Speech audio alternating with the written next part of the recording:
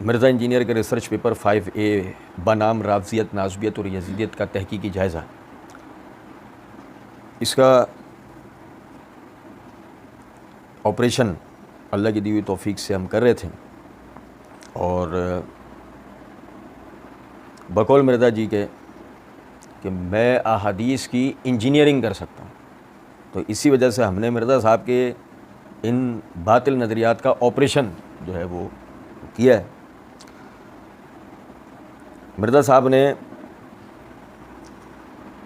تیسرا عنوان جو اس کے اندر قائم کیا، ناسبیت کا رد، یہاں یہ عنوان ہے، ناسبیت کا رد چوتھے خلیفہ سیدنا علی رضی اللہ تعالیٰ عنہ کے فضائل و مناقب، یہ مرزا جی نے یہاں پر یہ عنوان قائم کیا ہے۔ میں نے ابتدا کے اندر توجہ دلائی تھی آپ بھائیوں کو، ناسبی جنہیں اصلاً کہا گیا ہے، اللہ تعالیٰ کا بڑا احسان ہے، اللہ تعالیٰ نے ہمارے ملک کو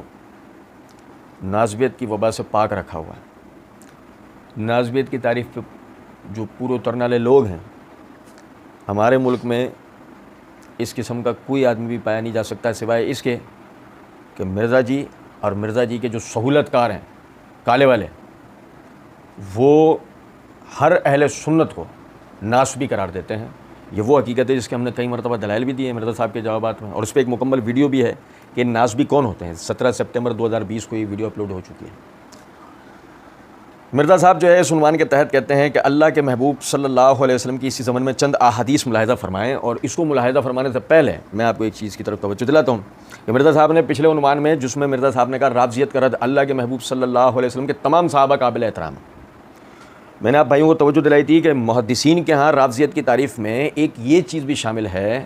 کہ ابو بکر و عمر رضی اللہ تعالی عنہما کی تنقیص کرنا، توہین کرنا، ٹھیک ہے، جس کا مطلب یہ ہوا کہ اگر ایک آدمی حقیقتاً رافضیت کا رد کرنے بیٹھا ہے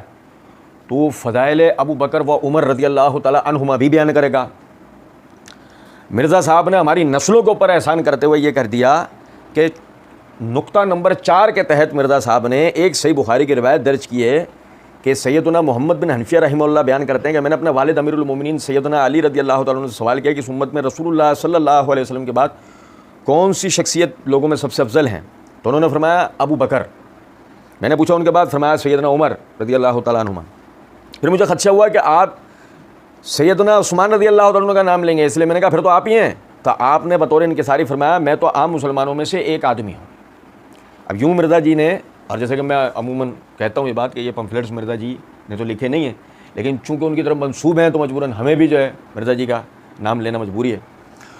تو مرزا جی نے یوں جو ہے وہ سیدنا ابو بکر عمر رضی اللہ تعالیٰ عنہما کی فضیلت میں ایک حدیث ذکر کر دی،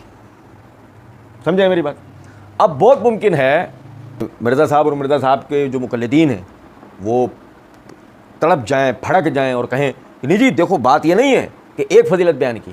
بات یہ ہے کہ باقاعدہ سیدنا علی رضی اللہ تعالیٰ عنہ کی زبانی جو ہے نا ان دونوں حضرات کی جو ہے فضیلت کو بیان کیا، وہ بھی صحیح بخاری کی روایت کے مطابق،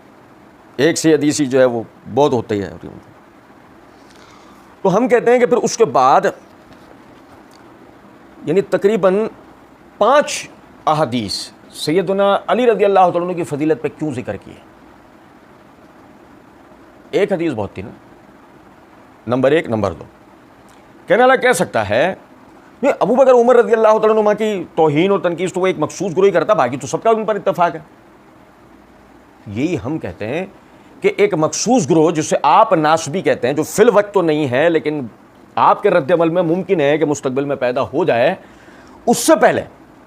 دنیا کے اندر کوئی مخلوق ایسی نہیں ہے جو سیدنا علی رضی اللہ تعالیٰ عنہ کی فضیلت و منقبت کا منکر ہو۔ اور ہم نے تو مرزا صاحب کو بارہا چیلنج دیا ہے، کوئی آپ کو نظر آتا ہے آپ اس کا سامنا نہیں کر سکتے، ہمیں لے چلو، ہمارا اس سے سامنا کرا دو، ہم اس کو جب تک سیدنا علی کی فضیلت منوا نہیں دیں تو اٹھیں گے نہیں۔